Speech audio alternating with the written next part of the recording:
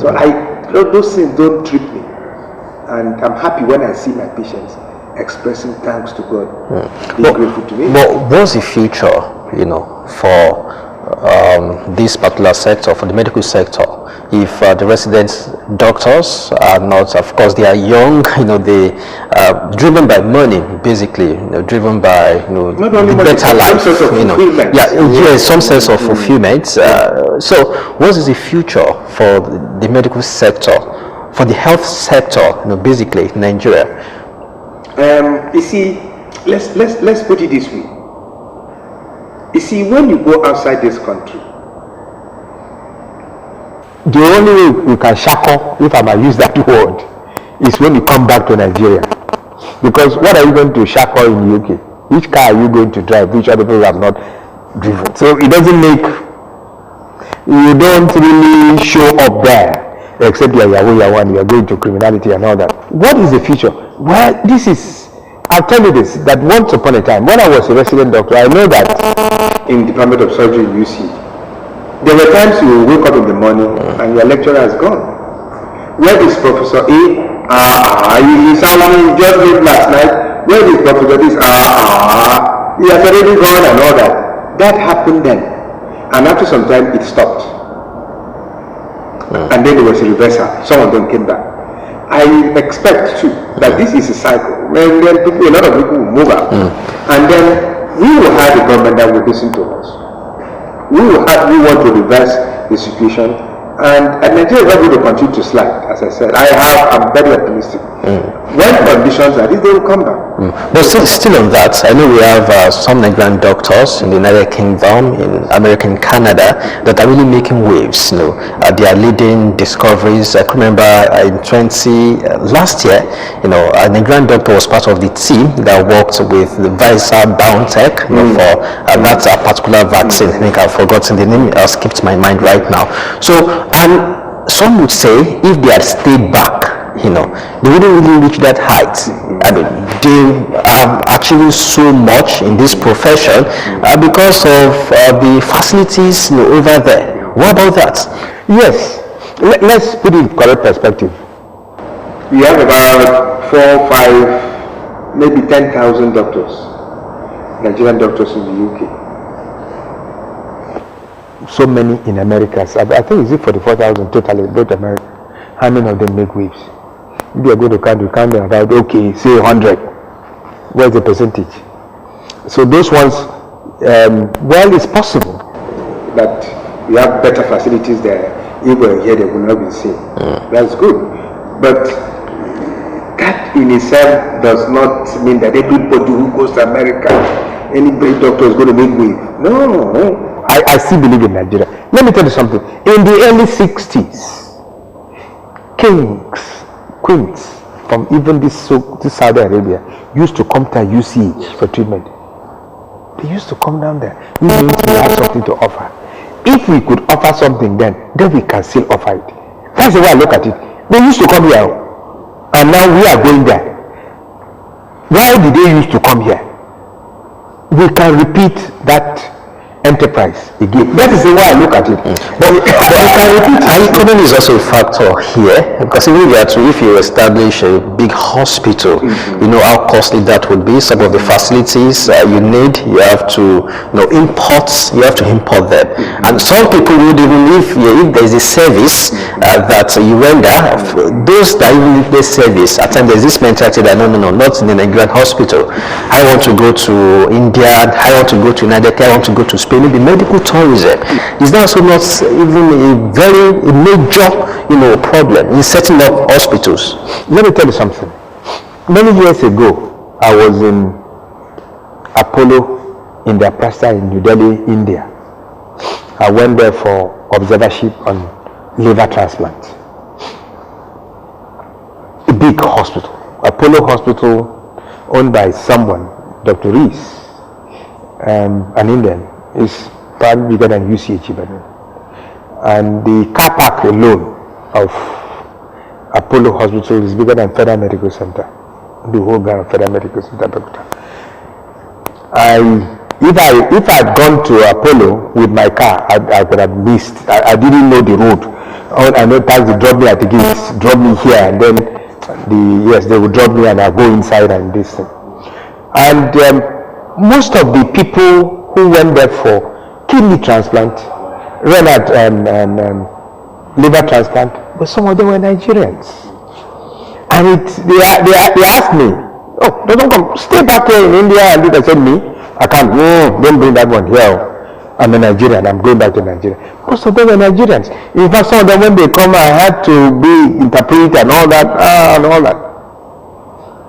There were some other people from some African countries who came. I remember a man from Tanzania. A patient who walked up to me and said, look, you are Nigerian. Why are you not having things like this in Nigeria so that we can come to Africa and come to Nigeria rather than coming to this thing and all that and all that? I was ashamed of myself. I was embarrassed because, you see, it is when you get out of this country, you speak for this country. It's not Igbo, Hausa, Yoruba and all that, Christian, Muslim. I just smile over it and all that. Yes, if we can do it. If Apollo can do that, and we have the clientele. You see, Nigerians don't just want to go. Nigerians just don't want to go because I know there's a shackle aspect of it. They want to. But if you had something similar here, Nigerians will stay behind. Nigerians are patriotic to an extent. It is when we let them down. If you bring it, it's going to take some time to have a reversal of those things. But if you had something similar, but what happens is that when government establishes, even if they could transplant Apollo to Nigeria, the Nigerian factor, this is where the issue is. Can I show you conspire to ruin it? Look at the ruin it. I'll explain. There is a fantastic hospital built by Governor Pabio in Akwa Ibom State. State of the art, everything was there, but it was political. If that hospital was opened in the sense that let specialists who are Nigerians come in, no matter where you come from, whether you are Hausa, whether you are Igbo, if you look at most of these hospitals that are teaching us who make waves, most of the people there are not from that indigenous. They are from outside. But that's a state-owned hospital. Apollo is a private hospital. Yeah, if a man can do that, yes. Can you imagine what the state can do? But all the same, even in India, too, you have the state hospital are not better off. But I just want to bring out something that if we could open it up and make it open, even in Apollo, despite the fact that it is a private hospital, it's being subsidized by government. That is, government subsidized payment of indigenous people there. They don't pay international rates.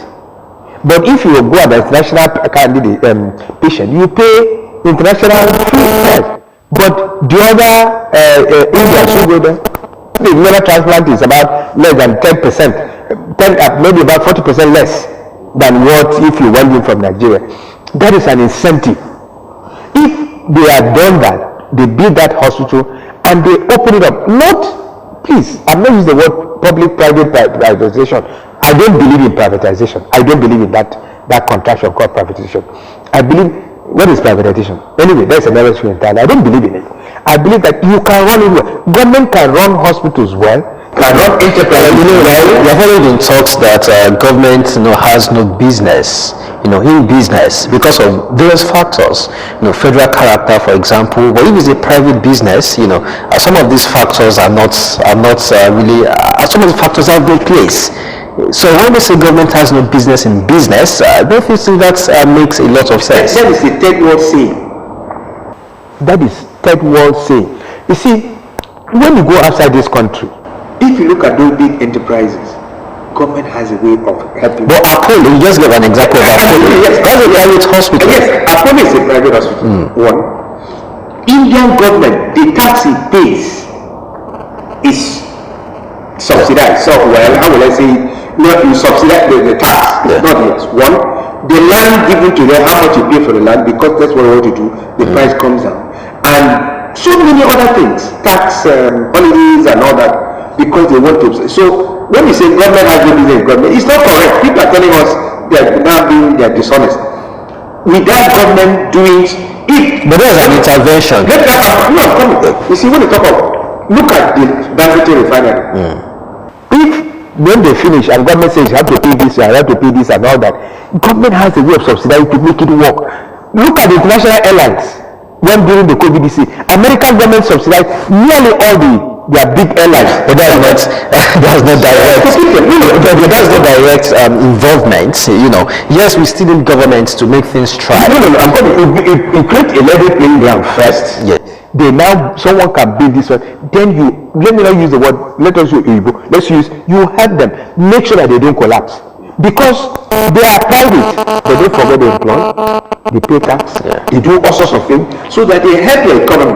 It's tons like that. But when you look at it, it's private, so they are private, you cannot help them, you cannot... No. Because when we say government has no business in business, we are not saying government cannot help. The government can come up with policies. Dangote, for example, is Dangote because there are certain policies that are favored with Dangote over the years. But it's still not, it's not a government-owned business. Let me ask you, let me tell you, let me bring that, because I love this, what you are getting after. Understand what I'm saying? A government builds, let me say a hospital, spends taxpayers' money to build a hospital, and decides that the head of that hospital is a car rider. That's what we do most of the time. Well, that hardly happens. I'm going to talk about that. Why don't you put in someone there who knows what to do and who can work on that place very well? Who are these also big companies? Are they bringing people from outside? They are bringing Nigerians who are fit, square pegs in square holes. But when government, you see, when you're not bringing, say that because of government, for example, don't you have good people in government to run enterprises? Even square pegs in space, because I know that health sector, no government really jokes with health sector. Go look at the commissioners for health we have in different states. They have the issue of commissioner, because when you talk of commissioner, maybe ministers, those are ministers.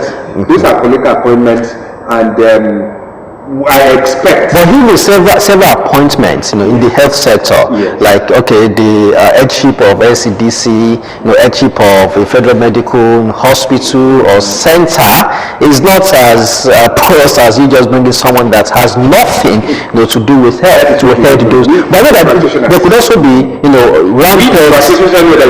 But there could also be square pegs in round holes, even among the professionals. Yes. But that does not mean that they are going outside choosing people. No, there are times when even bring an asaya, so people we are talking of, those professionals, some of them have no business being there. Some of the so-called professionals which we celebrate have absolutely no reason to be there. In fact, the enterprise will better off getting some other people who are not even in that. But that's why I'm telling you that there are certain different levels of these so-called incompetent appointments. So many incompetent appointment could be a relative, anyways. That's why we keep saying that government shouldn't have and business because of several all these factors also. I mean, we have them clear out in senior clients, in other clients too. You see, okay, let me also go down a bit. These so-called public enterprises, private enterprises, are they really efficient? They are not. But because it's a one-man show, they are not efficient. I ask you. No. Sorry, sir. Let me explain. Let me explain. How many phone lines do you have? Why don't you have one? If MTN, do you have only one MTN, one Glo, or one 9 mobile? The moment you have only one, you are gonna. You can't work with one. It's not really because of their services. It's because I want to enjoy. There are certain things a particular network, would give that the other network will not give. One network will be this. I'll tell you. I have 5 phone lines, and I have 2 of them, which is I'm talking of. I'm always going around with 2. There are times my 9 mobile goes up for 2 days. So if I was using that, I should mention one of the reasons that will go up for 24 hours. So if I was using that, I would be cut off. One of the successes, of in the telecommunication industry is the deregulation. No, that is what Nigerians say, and I say no.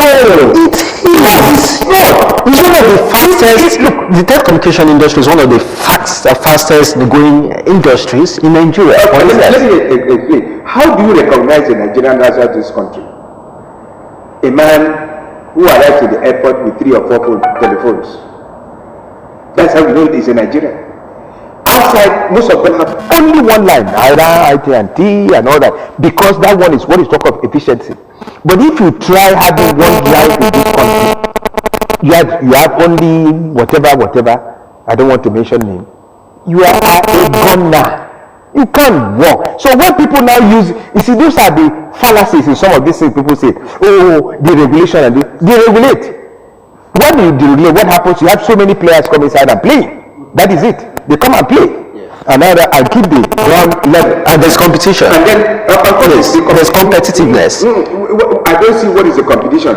All the same, I have the same, what do you call it, the tariff is the same, and also what is the competition? The oil and gas industry, the oil and gas industry, for instance, let's just digress a little bit, we'll still come back, because I know that you're a public affairs analyst. Yes. The oil and gas industry, for instance, government is saying next year, February, subsidy will be removed. And people are saying, well, it should definitely all go well, for us, maybe in the long run, when businessmen, private participants can now come in, and maybe one day Dangote is constructing a refinery, for instance. By the time that comes on board, we know that could just change the game completely.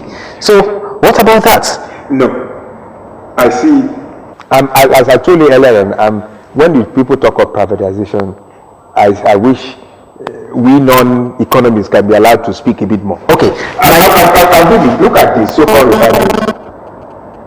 When you say you privatize refinery, people can come in. Do you know what it means to play into? We're talking of $1 billion. Is that not a monopoly in itself? Because you don't belong to that class for you to have a refinery for a poor man in the street. How many players in Nigeria can build refineries? $1 billion. To build a refinery takes it about 4-5 billion. But this I'm talking about a refinery. For you to get like the one in Niger, which was in Niger was about 4-5 billion. $1 billion. That is it. That in itself puts you in a class.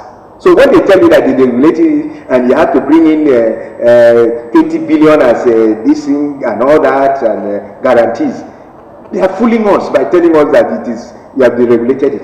No, it still belongs to a class. It's still a monopoly of some sort because in a particular segment of the society. Monopoly when we only have one, maybe one producer. You see, what you can talk of a monopoly being one. Yes. You can have a monopoly in the. But you can also have duopoly. Duopoly, yes. We have two. That's duopoly, no longer monopoly. But I'm telling you that there are a group of people who have private jets. It's a group. You don't belong to that. So when they now tell you that they have been regulated, or you can bring private jet in this country, you know the private jet is for a particular class. So we are being deceived by English. That does not make it a monopoly. No. A monopoly in a functional sense. Monopoly in a functional sense is the same on function. What? Don't tell me that you have deregulated the oil and gas. You can do refinery. You can't do refinery. Well, Nkom, let's go back to the health sector. Yes, the health sector. From what I have, you have specific training in colorectal, biliary. Pardon me if I don't pronounce this well enough. Pancreatic resections and experience in liver transplants. Yes. In India. Yes. This is what you do. Yeah, but does it mean that because I know that many people rather travel out, they rather go to India to do this? Does that mean that we cannot really do this here, or is it the mindset of Nigerians that no, it's anything local is not really so good, it has to be foreign? Good question.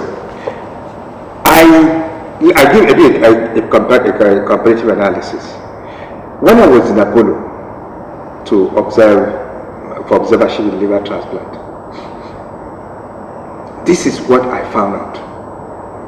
One, let's look at the issue of where do you get the organ from, either from what they do in Apollo is life transplant, but all the other countries is cadaver transplant. That's dead, people are about to die, brain dead, but there it is, you bring a donor and they take half and give it to this one. How many Nigerians will do that? Religious, cultural reasons.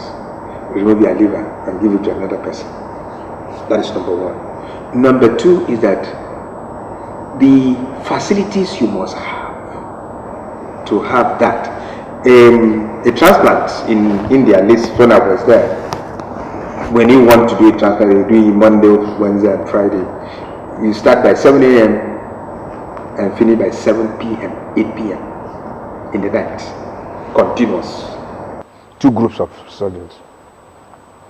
The amount of materials they use for liver transplant, they use for a session of liver transplant. Don't forget I was a radio consultant and all that. But I've used the Federal Medical Center, Abeokuta, as a point of reason. Was that the amount of material they use for one liver transplant may be equivalent to what we use for 1 month in a normal routine. This a lot of materials, a lot of money, a lot of the technology and the precision in a lot of things. These are the things which comes into play when you do those high-tech surgery. But if you do it well, the money is there. Do we have it here? Because of our level of infrastructure, because of our level of we have the personnel, we have to train them, because what India did was to send people to UK, US, and then when they came back to do that. We have enough outside. But do we have that mentality? Look, by the turn of this century, the year 2000, we were, at least by this century, it's in record that we were the first group of people in Federal Medical Center Abeokuta to do separation of Siamese twins. I led the team. We did the separation of Siamese twins in Federal Medical Center Abeokuta, year 2000. Can we repeat it now? I'm not too sure. Why? Because of the gradual decay of nearly everything. This is the point I'm making, that although we seem to be moving up, but there's certain things we are supposed to take for granted are not there. The materials, the infrastructure, we talk of electricity, talk of water, and talk of all other things we are supposed to be taking for granted. Those things are no more there. Not only in Federal Medical, I'm just using it as an example, even in our teaching hospitals. How many kidney transplants do we have at teaching hospitals? These are basic bread and butter stuff, which resident doctors are supposed to do. All because of we are not getting it right. We are not getting it right. And so you talk of liver transplant, you cannot do that here. It's too technical. But is also because every time you say government, is also the fault of the government? Yeah. Or internal faults, are also part of this? Let me put it this way. Let me go back to what I said. When prince and princesses used to come to UCH Ibadan, was UCH run by Awolowo? It was run by the federal government. It's always been a federal hospital. How come that cannot happen now? Because the people, we have allowed a lot of things into play. In Nigeria, we don't insulate civil service from politics. We don't insulate the hospitals from politics. We don't insulate hospital from politics. We don't insulate agriculture from politics. It's politics everywhere, and this creates problem. Other clients have been lucky in that they could insulate politics from civil service. They could insulate or civil service from politics. And those ones are not issues. You don't bring politics, Obama, this thing inside this thing. Active practice of medicine or this thing, agriculture and all that. This is good for America. It doesn't matter. The Americans agricultural services, you don't bring rice from ABC. Whether it's Obama, whether it is Biden, whether it's Bush and all that, you can't bring it in. That is insulating politics. But here we've not been able to do that. So politics creeps into everything we do, the speech, our thinking, the way we walk, the way we live, the way we talk. We have lost what the Nigerian in us, but the politics are dominated, and everything is politics. So when you bring that in, the chances are you cannot win, and that is what is happening. Politics in health, politics. That's why our universities. How come that in the best universities we are not even included, even in Africa? How come? We are not. Politics in our universities. That is why some of the private hospitals are beginning to do better. than government hospital, because somehow they have found a way of insulating the outer Nigerian politics from education and all that. That is what is happening. If you look at it now, if you look, some of these private universities are becoming number 1, number 2, number 3 and all that, because they have tried to do that. But we bring politics, religion, ethnicity, those 3 things inside, and then when you do that, it's a very dangerous mix for improvement of anything. That is why we cannot go above where we are now, whether it is APC or PDP or APGA, whatever. We can't. So do you also join voices with those who say tertiary institutions produce half-baked graduates? I will not functionally, yes. I would say functionally, yes. I think I have to say yes. And they are not doing what they are supposed to do. And it's not the fault of the children. In your profession, for example, you work with many resident doctors. They are learning from you. Let's just streamline it to your sector. Exactly. Are they half-baked? I will answer that question. I'll answer with, let me, not yes or no, but I'm going to put it in correct perspective.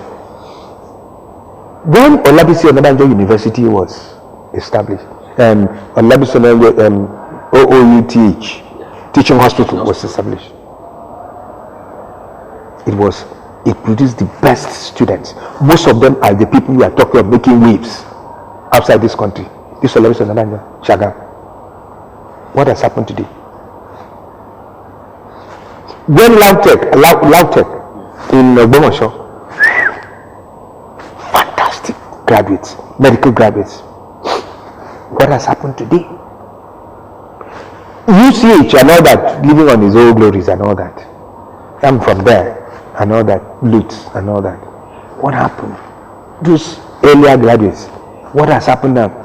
What has happened is that at that time, you went to the medical school because of what is shown on their head, not who your surname is, not where you come from. You didn't go by quota. You didn't go by permanent secretary sending letter to the whatever, the vice chancellor. You didn't go by senator sending letter when you are not supposed to be there. That is what happened at that time. People were there where people were there. But now what do you see? That's what happens now.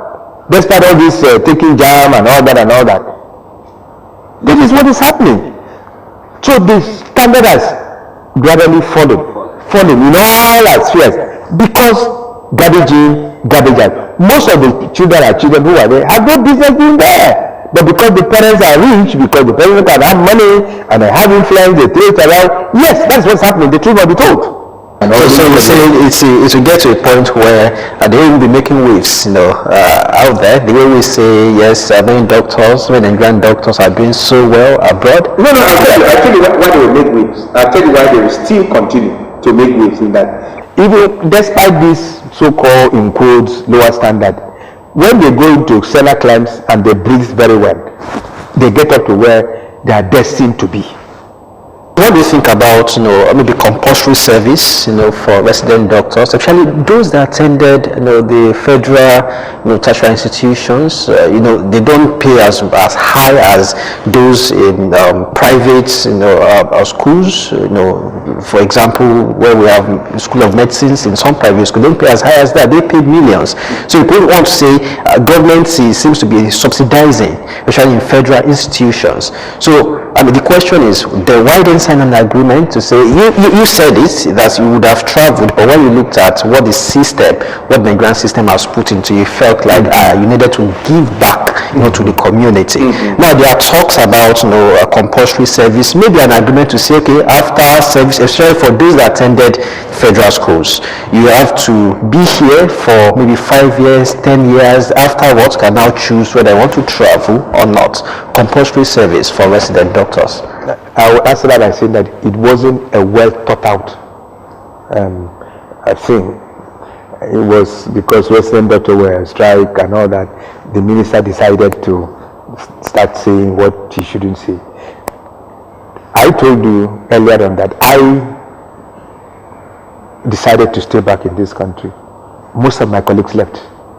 So that was a private and personal decision. Some of my colleagues, some of them we now email and all that. We talk to ourselves and all that. For 40 years we have met with each other. They are outside the country.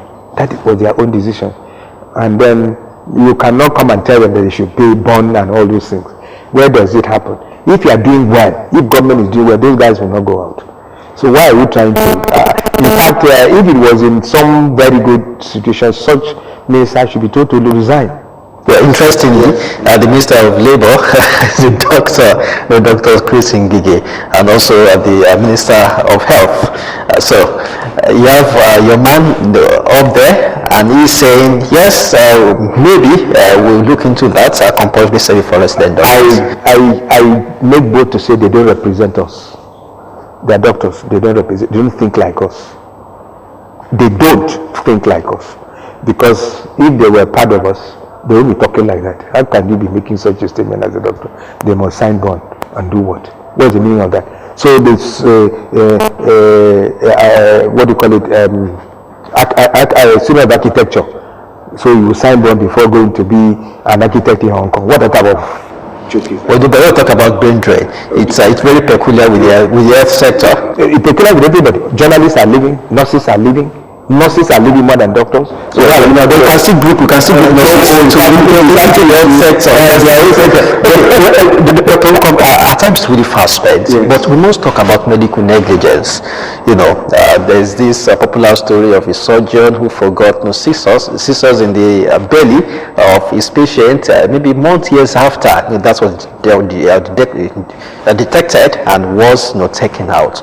But we cannot look away from medical negligence also. But because the fact that even the judge, even if there's a lawsuit, even a lawsuit is not guaranteed because it's believed that owing to the unwillingness of doctors to give expert reports in cases of medical negligence. There seems you people love to cover up, kind of, if a mistake has occurred. Most of those things are born out of ignorance. Even with, I'm using, for example, the classic example, what would be maybe a surgeon. Let's go to zero into a particular condition like this one, like a doctor forgetting a foreign body in the body after operation and all that. If people knew the audit which goes on inside the operating theater, and people don't really understand what it means. They think that when you go inside the operating theater, you're dancing a willow. So in the process, when you're dancing a willow, you forget something inside, and then are you saying that didn't happen? That's what I'm telling you, that is what it looks to an outsider. But if you have been there to witness, there is a lot of audit going on inside. There's a lot of audit. What instruments did you use? What is the number? At the end of the day, before, if you do surgery, let me summarize it this way. Before you close up, that is, you've done what you wanted to do, you want to close up the patient, the nurse, or not the nurse, your assistant must tell you all the instruments are complete, all the swabs are complete, all the sponges are complete, everything. They count it. If it is not complete, you have to go back and check. If it's there, we don't look at it whether it's anywhere. You have to go back again and check, and you must find a way of reconciling the two before you close up. So it means that there's an error in this audit situation. That is what happens, and then a mistake is done. Fine. Even if the problem with the issue is that when this mistake is done and people are not making efforts to, if for example we forget this thing, patient will make complaint of it. Oh, there's a complaint of it, or something like this happened, and then there are other things you are supposed to do to check if those things are there. And if those things if not, despite all that audit, there was an error, something was left inside. Yes, you go to the patient. Most of the time, Nigerians are very forgiving. They will tell you, Nigerians are very forgiving. Sorry, this is what has happened, this is what is happening, we are going back. They will tell you, okay. But it is when, at that point in time, you don't admit your error, or you are arrogant, or people are not being sympathetic to the situation, that's when you get to hear about it. Does it happen in Nigeria alone? No. Does it happen in America? Yes. Does it happen in the US? Yes. Does it happen in Russia? Yes. Does it happen in Japan? Yes. It happens. But if I talk of the frequency, but it happens all over the world. Let nobody deceive you and think that it's a Nigerian phenomenon. But what about the frequency? Maybe the frequency, if you know the litigation going on in the United States, in small things which are in a Nigerian issue, that even the patient, Because litigation, yes, going on there. We don't have many litigations here, like I said. Willingness of doctors to give expert reports in cases of medical negligence. What expert report that? For example, someone left it. Let me say a foreign body inside, and then this is what happened. Sorry, the error has been done. We want to know. Okay, God, so what is the expert report? Okay, let me give another practical example. Yes. A pregnant woman, fell into labor, was taken to a popular, government hospital. The doctor was not on duty, and she was referred to another hospital. Now, getting there, they said there was no bed space. After much plea, they gave her a bed space. She was sedated, and the husband protested against it, that she shouldn't be given any sedatives. I don't know why he did that. Eventually, when she delivered, a girl, the baby didn't cry, and yes, she was moving her limbs. Later we heard that she was diagnosed. The baby was diagnosed of suffering from cerebral palsy. It was later it was detected that she was asphyxiated. What about that? That is a beautiful one. I wish I had time.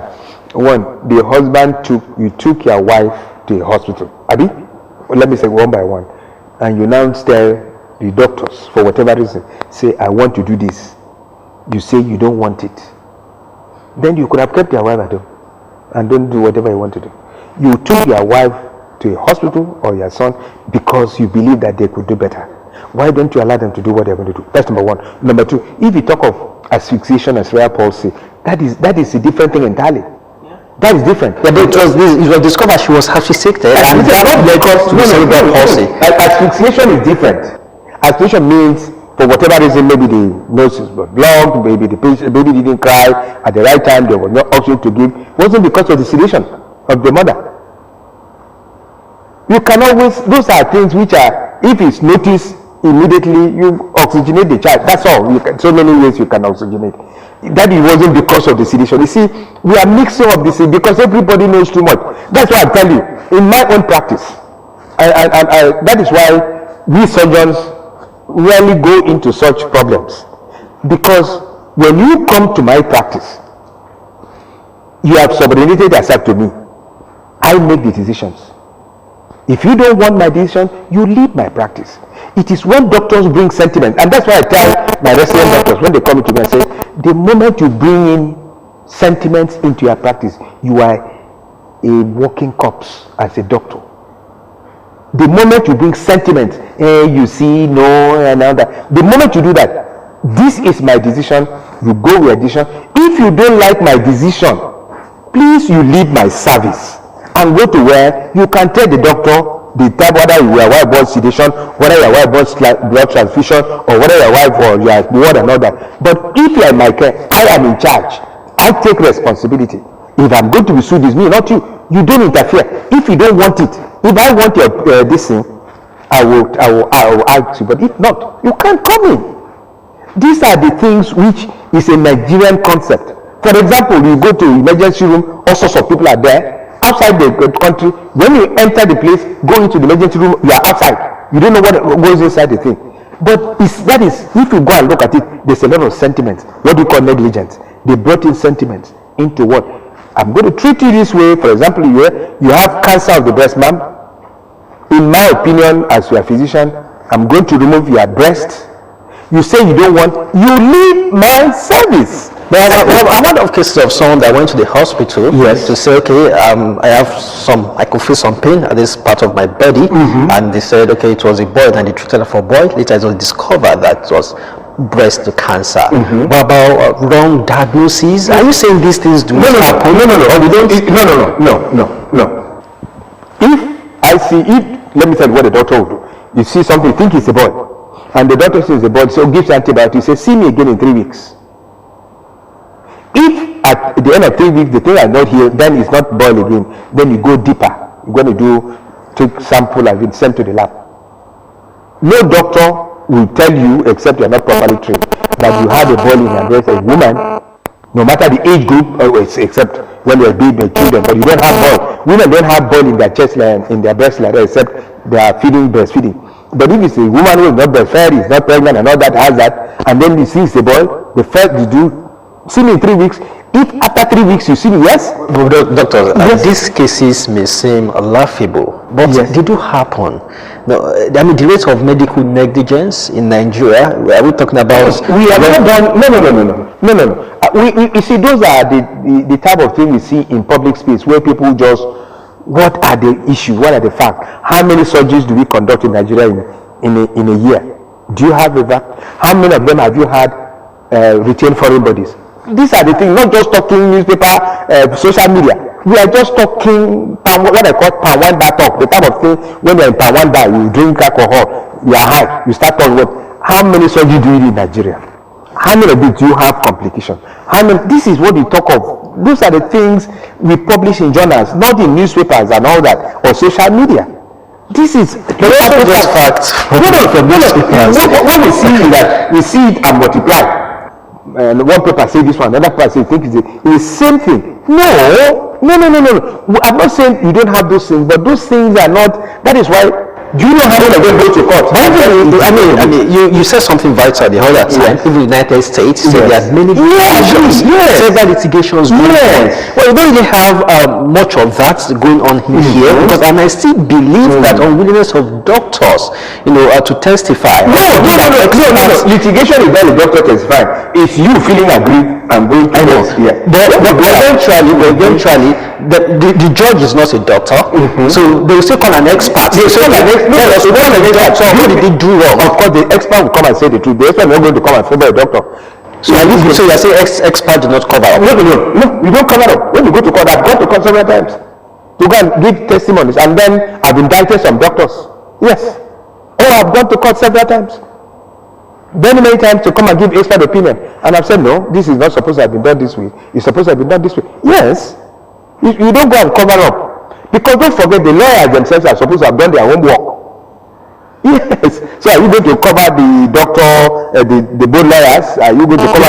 It's easy to say complications. I mean, die from complications, and the fact that the bereaved are not doctors. Even the lawyer is not a doctor. Some lawyers who are doctors now, medical doctors who are lawyers, who now go to court to testify. Are you going to go and tell them what is? No. The point I'm trying to say that their lawyer is supposed to be well versed before he takes some sort of issue. Should go and read medical. Because even the hospital is always in a haste to come to the defense of the doctors. I have many examples. I don't the hospitals are they are not coming in defense. They are coming to tell the truth, which you yourself don't know. Every time, is that the truth? No, they come and tell you this is what happened, this is the issue. And if you go around and see it, you see everybody believes there is no one supposed to be in the hospital. Everybody believes a patient is not seen, there is no bed. You are not asking why is there no bed. Like you already said, when there is no bed, there is no bed. But I've never seen a hospital saying truly, a doctor was negligent. There are so many. I've apologized so many times. Government hospitals? Yes. I don't want to mention any. Yes, I've apologized that there was an error here and all that. There's so many in recent time. But you won't hear that one. You won't carry news. Yes, doctors. I don't want to mention the hospital. Teaching hospitals who have come and apologized profusely that there was an error here. Look, in one of our teachers, I don't want to mention the name, and they did something, there was some negligence like that in quotes, and then they came out to apologize that we are sorry, and those doctors were dealt with, but you never know how they were dealt with. They dealt with seriously. Some of them were denied promotion for 6 years. Some of them were because they don't down. But they come and put it in. They don't make it public. No, that is not the whole essence of yes. We are punished A or B, but they have done what they are supposed to be done, and the doctors have taken it of that. The public believes justice is always not being served for. So when it is published, justice has been done. No, but those things are being done. Nobody covers up because it can be me and you. We always believe that can't I be sick? Well, Dr. Nkom, our time is really fast spent, but let me take you on trado medicine. I mean, it's so shocking these days if you see the number of people that patronize the herbalist. And when you say herbalist, at times people get it mixed up, thinking herbalists are not witch doctors. Yes, some of them may be, but not necessarily those that make use of herbs. But I've really found that partnership. I was in a seminar, I think years back, that has to do with psychiatry. psychiatry when they brought some herbalists, and you could see roundtable discussion about how they could collaborate, but at the end of the day nothing really happened. Yes, there are certain things they don't do right. In fact, many things. What about the things the traditional healers also do rightly? Are we trying to form a partnership? Basically, can we learn from you guys? What are certain things you are doing right that we could pick from? What you have just discussed, I can discuss this for 3 days. But let me just give you this thing. You have the orthodox medicine, you have the herbalists, and you have the, what do you call them? The other third one is the babalawos and all that. Yeah. You have those are spiritualists. You know, that's still good.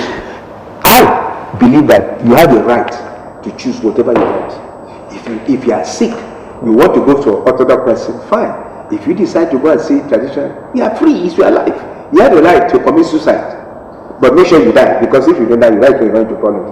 You have the right to go to where you want to. So we don't have that right, because if you fail in that process, let's make sure that yes, that's number one. Number two is that this idea of collaboration, I find it distasteful. Collaborate with what?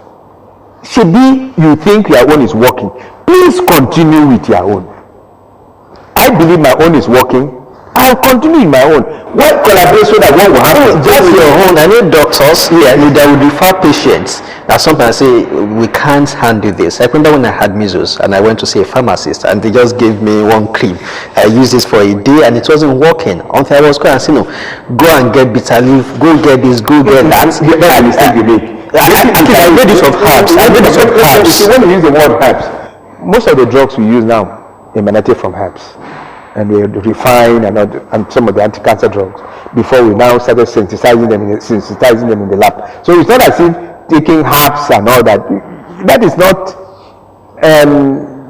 We are making that mistake there. It came from there. Local herbs. Local herbs, yes. What's herbalist? No, I'm not talking about witch doctors. I'm talking, yes. What herbalists? That's what they do. They go get these local herbs that most of them talk about Western medicines, Chinese medicine. I mean, they have their own herbs. I'm talking about our own herbs that are not really entrenched in orthodox medicine. This is what I'm saying. Let's give classical example. For example, you have an infection. I know that if I give you antibiotics, it will cure it. Abi, why should I tell you to go and take herbs? When I know, because from my tests, from peer review, from research and all that, when you give this antibiotic, I'm going to cure you. I will give you antibiotics, Ryan. If you decide to take herbs because your grandfather took it, the point I'm saying is that you are free to do that. But don't tell me I should encourage someone to take herbs because your grandfather was. So basically you're saying there's no ground for partnership. I don't see it. Do your own, let's do our own. No, I don't believe in it. There's no ground for partnership. No, in psychiatry. Psychiatry is an issue which even, how will I use the word, we don't understand so much. Schizophrenia and everything, what is wrong with it? Yes. So those are mind, the set of the mind is a different thing entirely. Okay, you can still go because the mind is such a terrible thing. For example, the mind determines a lot of things you do. For example, if you might see a doctor who is treating you well, but if your mind says that this is not a good doctor. There are some doctors you see, this is fantastic doctor. Your mind programs your body to take care of it. There's a one who is even better, but your mind says this is one you will not be get well. That is why you should go to a doctor you believe in. That is the mindset. That is beyond physical therapy. Well, many thanks, Dr. Ebenezer Samuel Nkom, a general surgeon. I mean, I wish we could go on and on, but we just have to.